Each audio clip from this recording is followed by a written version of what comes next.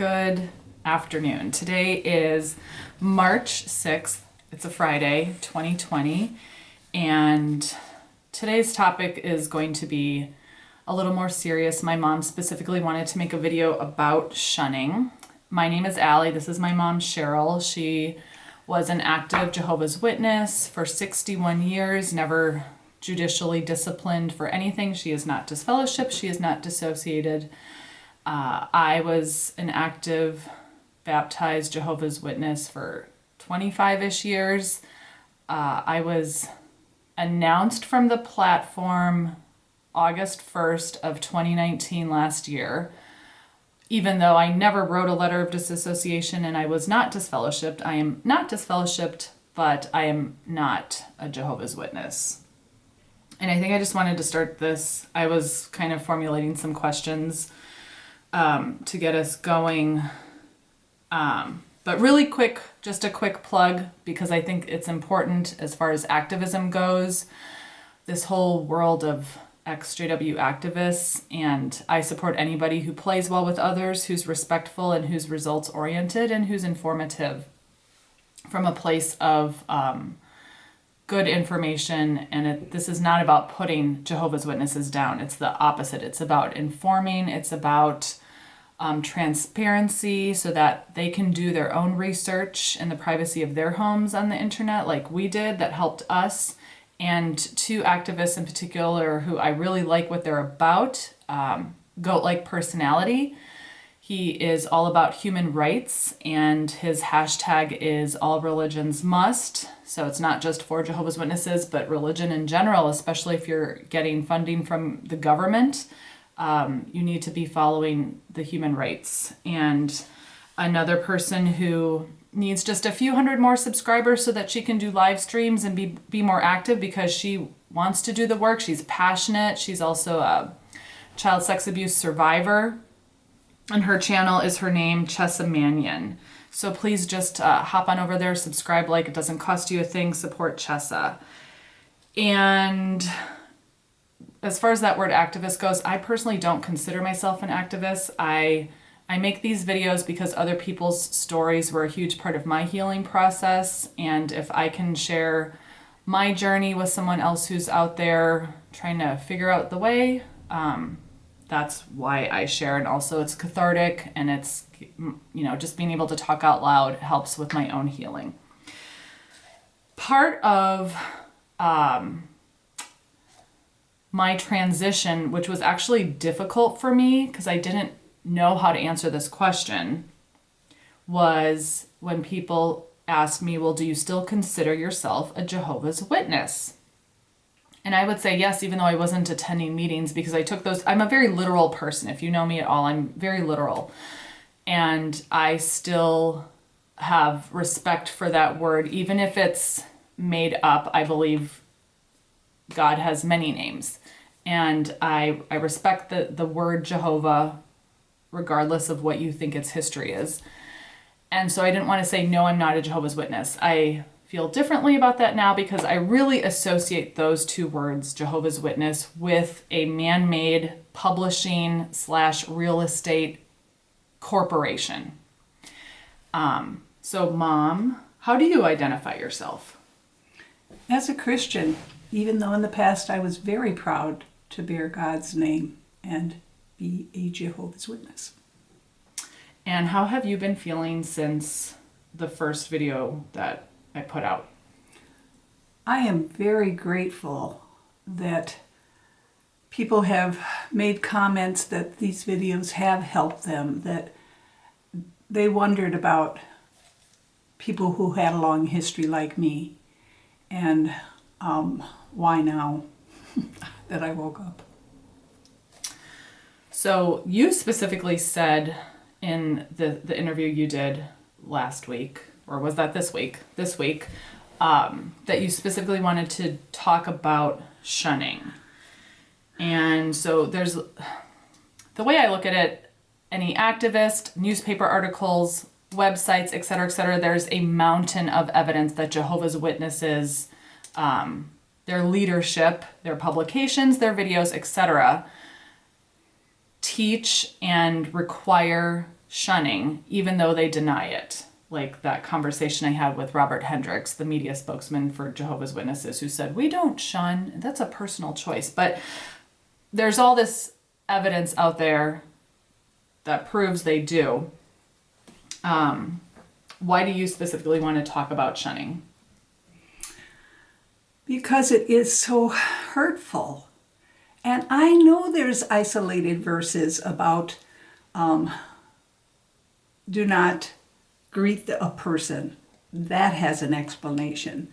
Do not eat with him. And so part of the reason I'm being shunned is because I won't shun you. And the shunning is not perhaps widespread in my case, but it's real.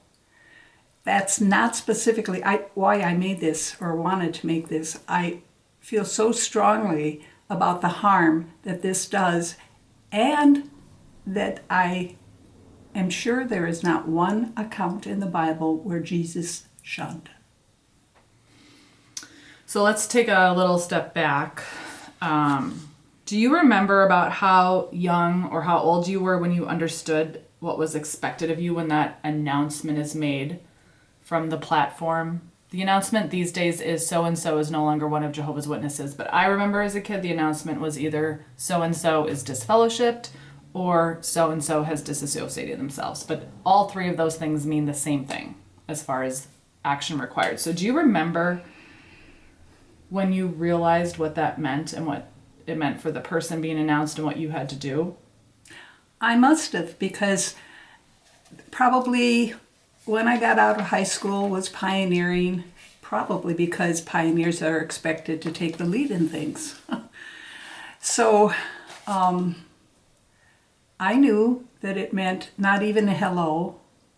I was not a very good shunner very often because it was so automatic for me to be friendly and say hello and then feel guilty. And I did not appreciate at that time how destructive it was. Is there a chapter, I don't even know the answer to this question, in the What Does the Bible Really Teach? I know it has a new title, where it talks about like, hey, once you're baptized, this could potentially happen to you? I don't think so. So you've conducted hundreds and hundreds of Bible studies. Do you remember ever teaching your Bible students as they were approaching baptism that this was part of being a Jehovah's Witness? I don't. Maybe I was amiss. Yeah. And okay. So were you a shunner? Yes, I tried to remember who was announced. I often got confused, and like I say, and would say hello. But I wasn't a very good shunner. And my heart really wasn't in it. In fact, one time I commented at the meeting that I thought it would be encouraging, in the Watchtower study, I thought it would be encouraging to smile at a disfellowshipped person who came to the meeting, was trying to get reinstated. And 1 or 2 days later, I got a call from an elder. They wanted to meet with me. And I'm thinking, what is this about? Oh boy. I think it's that comment I made in the Watchtower. And they confirmed that was where I went way astray. And the brothers told me that this was a form of a greeting, which was a little out there. A smile. Yes. Is a this smile. when I was going to meetings as a disfellowship person? I think so. I think so. And so then I asked those two elders what they do when they see a disfellowshipped person at the Kingdom Hall. And one elder commented, I look right past him. To me, it's as though he isn't there.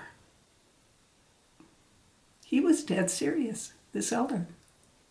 He's still a good shunner. I saw him in the parking lot the other day, and he looked right through me.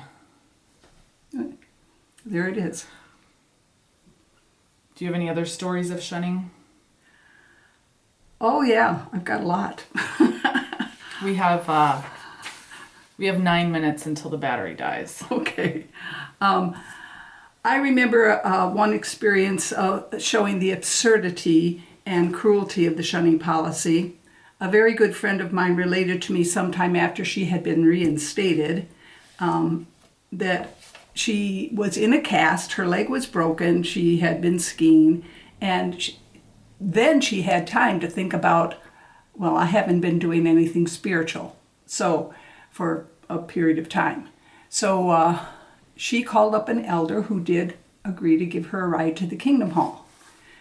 And then he came to her after the meeting was done, said he had conferred with one or two other elders and said he couldn't take her home.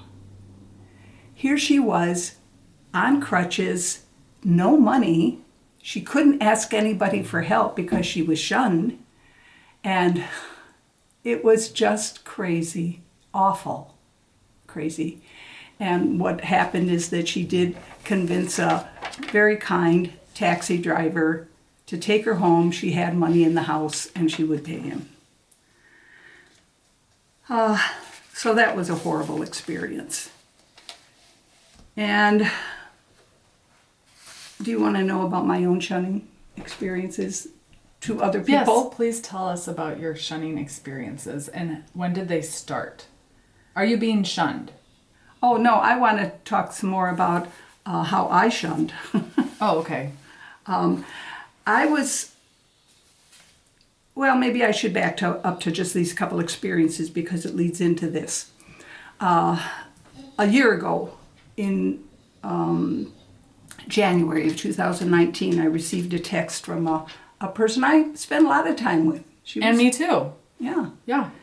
And she mentioned that she was very put off by the fact that I was still associating with you because you were marked at that time. And so then she texted me and said, I am formally withdrawing association from you until you begin following the direction of the slave. Her words. And then I was taking care of, I don't think I mentioned this before, I was taking care of a sister that I had had some part in studying and helping her progress to baptism. Anyway, she asked me at one point when I was visiting her, she was sick, I was helping her, and she said, Cheryl, why do you associate with Allie? And I said, because she's my daughter and I love her. And she says, but aren't you afraid of getting disfellowshipped? And I said, Oh, wait, didn't she first say, but what if she gets disfellowshipped? No, I wasn't disfellowshipped yet. Correct. And you were still hanging out with me. Well, anyway, sorry. Anyway, she was so serious and so sad because she loves you too. She's not... Yeah, I introduced you guys to each other. I A wanted hard you to have a person. buddy. No, you're thinking of the wrong one. Oh. Anyway, thank you, Alexandra. I'm not going to go back and edit this. It is a serious topic. I'm sorry for interrupting. So anyway, this person that I had helped study with, her and her husband, helped train them in the ministry. Oh. And she said, why are you associating with Allie? And so forth.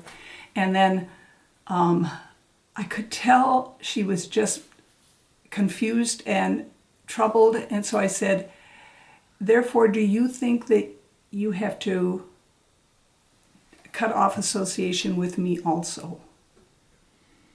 And she slowly nodded her head, yes. I have not seen her since. That was quite a few months ago. And then the worst one was a very dear friend. And she wrote me a text that said, we are counseled to avoid apostates. Please don't contact me again until you can say you are returning to Jehovah's approved organization. So those are people who shunned me. And there's not been so many. I mean, I just recently visited a family who had a very sad situation with their teenage son dying. And the mother immediately grabbed me and hugged me. And it was all about me and how glad she was to see me. Wow. Beautiful. So there's that experience too. But for the ones who shun me, I don't really blame them. It's how we were trained. And recently in my Bible studies, we were reading Acts 13 with a small group, and verse 14 through 17, sorry. In verse 15, Peter bluntly said to the Israelites, "You killed the chief agent of life." But then in verse 17, he continued, "And now, brothers, I know you acted in ignorance, just as your rulers also did." That was so beautiful. Father, forgive them, for they know not what they do. It really affected me. And I too acted in ignorance. And more than 40 years ago, I shunned a sister who I loved dearly in the congregation. She was smart, she was funny, she was a very capable Bible teacher. And then suddenly, she packed up all of her Watchtower literature, and including her New World Translation, and she left. But before that, I think part of the reason she did that was that she was very upset about the treatment that a couple was receiving in the congregation, a couple that she had helped study with. But I don't know for sure because I never asked her. And that's so typical. I didn't ask her why she was leaving. She did say to me briefly on her goodbye visit that she was the same person that she had always been. And I said, "No, you aren't. You're not loyal to Jehovah." Later, I shunned another friend, and we had pioneered together before we were married, both of us single. My sister and I came to Sheboygan, Wisconsin as special pioneers, and this friend went to Iowa and special pioneered for 5 years. And we had a lively and fun correspondence for years. Then I learned that she was no longer attending the meetings. She wrote to tell me some of the reasons and her issues with Watchtower teachings. I read them, but I dismissed them without too much thought and cut off my correspondence with her. In other words, I shunned her. For how many years? 35 or 40. Wow. And then when I began waking up, I definitely wanted to call her and apologize, and she accepted that apology immediately and no reservations, and we have picked up our lively discussions and really discussions about the Bible verses. Okay. 2-minute warning. So, where am I on that? Oh, I should mention that neither of these women were officially disciplined by the congregation. So I didn't need to shun them, but I did. Well, of course, the worst example is that I shunned you 16 years ago and didn't go to 18. Okay. And so it certainly was one of the saddest days of my life. And those are my shunning experiences of other people and those of me. Anything else that you want to say about shunning? What was the link that you wanted me to post below? That's about an even more important reason why I left. Oh, okay. Ooh, we'll put the link below. And as you were talking, I was thinking about, like shunning really is a form of bullying. And when you see a bully on the playground and it's kind of like a one-on-one, I think it's almost easier to like call out the behavior. But I think part of the reason why Jehovah's Witnesses have like the buddy system is because they reinforce each other. I don't know if this is making any sense. The example that I'm referring to in my mind is that I was taking a walk recently and there was a single Jehovah's Witness, and I said hello to him and he did say hello to me. I could tell he was a little nervous and I wasn't there to make him uncomfortable. He was enjoying his walk and his day, and I wasn't there to ruin it. But he did say hello. I think though, when there's two or more of them together, they make sure that shunning is enforced. So I guess the lesson is call out the behavior when you see it. I said to one person who was hardcore shunning me, she called me an agent of Satan and a couple other things. I just simply said, who did Jesus shun? And she got super upset. She said, shut up, you're an agent of Satan, and a couple other things. And at that point, I just let her be. But yeah, Jehovah's Witnesses teach, enforce, and expect those who do not fall in line with their leadership to be absolutely shunned. And there's so much evidence out there. So with that being said, it segues to how I began this video, goat-like personality, hashtag all religions must. XJW Analyzer, John Ledger, has links to writing local government people, because what I found of note, I was listening in the background this morning getting ready. It was the interview with Cliff, XJW Fifth, and Stephen Hassan. And when Stephen Hassan wrote his first book on cults, he didn't even think Jehovah's Witnesses were a cult. It wasn't, he just thought we were nice people who knocked on your door on Saturday mornings. Had no idea. So the fact is, all of this, people talking, is bringing awareness, and that is good news. Good. All right. Bye. Don't shun. Just a bit more in the next part. Okay. Bye. Shalom.